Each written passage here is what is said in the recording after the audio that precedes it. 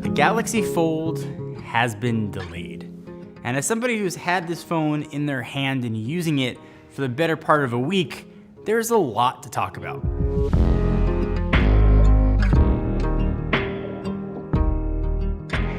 The phone screen, the main one underneath, is plastic. You can't bend glass, so something else has to be used. It was a plastic polymer that makes this screen sort of function and work, and also bend and flex. To protect that plastic screen from scratching, Samsung put another layer of plastic on it. So reviewers got these in our hands and figured, I'm gonna peel that off as well.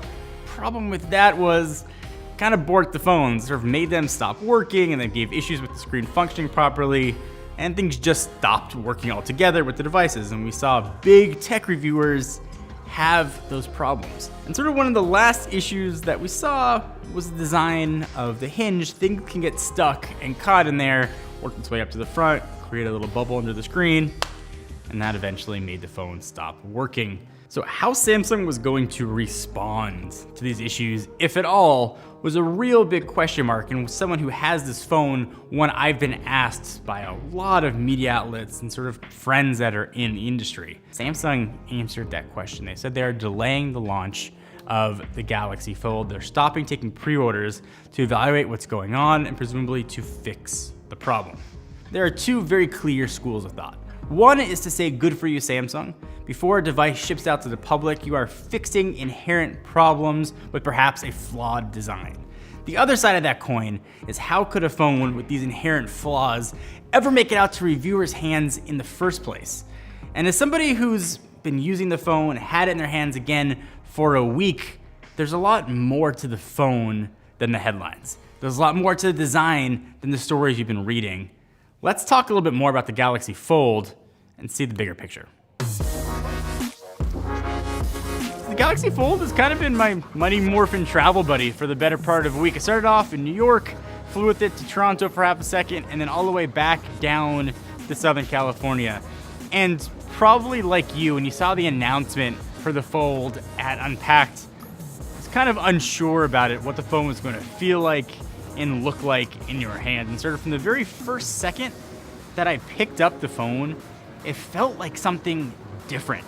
So first, it feels premium. For $2,000, you would expect it to feel premium.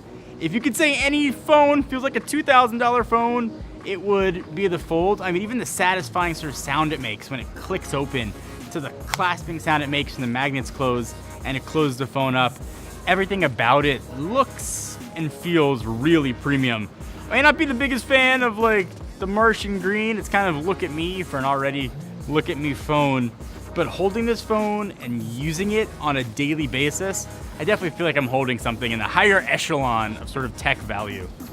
And so there haven't been that many firsts in the mobile industry like for a while. So when I picked up the Galaxy Fold and opened it up for the first time, it was a really awesome feeling to sort of see a screen that moved and morphed as I opened it up. And it was kind of reassuring that it wasn't like a bad screen either. It's a Samsung screen. It's plastic, but it looks like a Samsung screen. So colors look bright. It's dark like you'd expect from something that is OLED.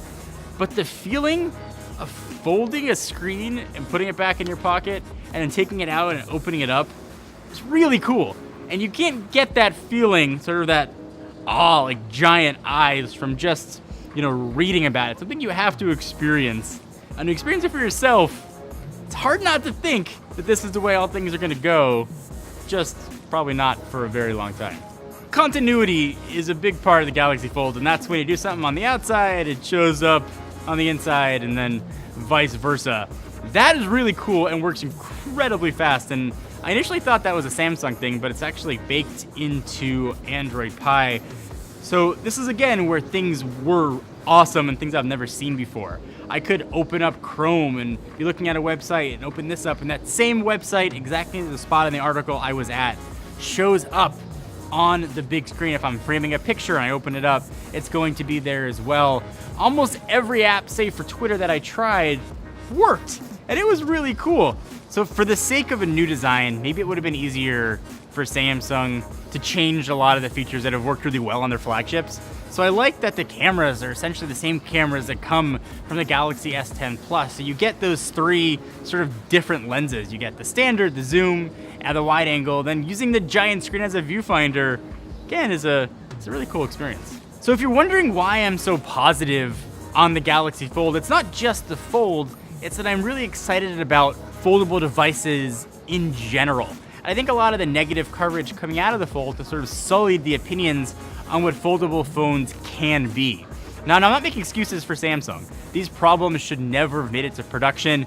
We should never have devices in our hands that are breaking the way that the Fold units are, but the potential of what the Fold can be and what it represents is a really cool place to be. So all the issues with the Galaxy Fold aside, it's made me believe in the future of foldable phones even more. And there's a lot of different ways this could go. It could be devices that fold out like this. It could be devices that fold the opposite way, like the Mate X. It could be like Xiaomi's concept we've seen, that it's a tri-fold design. Using this phone and having access to that bigger screen without necessarily carrying around a giant phone in my pocket has been absolutely awesome. Seeing Instagram almost look like a real desktop app, being able to use continuity and jump in between the screens is a really awesome experience. And maybe that's why my gut shot reaction to people sort of complaining about the crease was, you're getting a foldable phone. You are looking at things that can do more than a solid slab of glass. And that's why I'm excited. So in the week I've had this phone, being able to take it to the gym and watch Netflix on the treadmill without having to carry an iPad with me has been absolutely awesome. When I want a bigger viewfinder to take pictures without looking like I'm holding a giant tablet with me has been incredible. Battery life has been awesome as well because you got two different spots to store battery.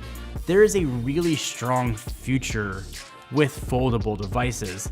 And before you can get to that future, you gotta take that first step. And the Galaxy Fold definitely took that step, and maybe that step was more than a stumble, but no one's gonna remember the first step on that marathon.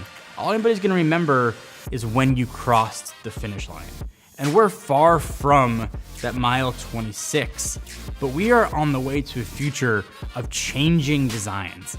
There are a lot of things that make the Galaxy Fold unique, and one sort of weird thing that's happened with it is a lot of people have come out of the woodwork, the YouTube woodwork especially, with opinions based on what they've seen and what they've read.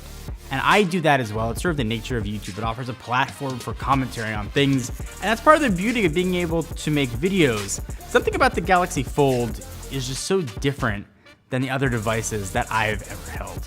Admittedly, before I went in to actually use the phone, I thought it seemed like a silly concept. I thought it seemed like something that not many people were going to use. Then I started actually using the phone and realized there's a lot of potential in the device.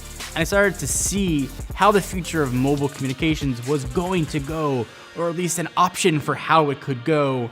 And the Galaxy Fold, as flawed as it might be, was a first step on that direction. So as you decide whether or not you want to shell out the almost $2,000 to buy this one, or maybe even more for another company's foldable phone, I encourage you to find one, to go to a store where they might have a display unit and try it, because it's such a new form factor that I think you need to have it in your hands to see the screen unfold and actually see that extra real estate, and then evaluate if it's the right thing for you or not. So when you look to get a phone right now, you've got different companies with their different offerings, and you can pick which rectangle you like the best. Right now, a device you can buy, or presumably buy very soon, you're essentially limited to the Galaxy Fold.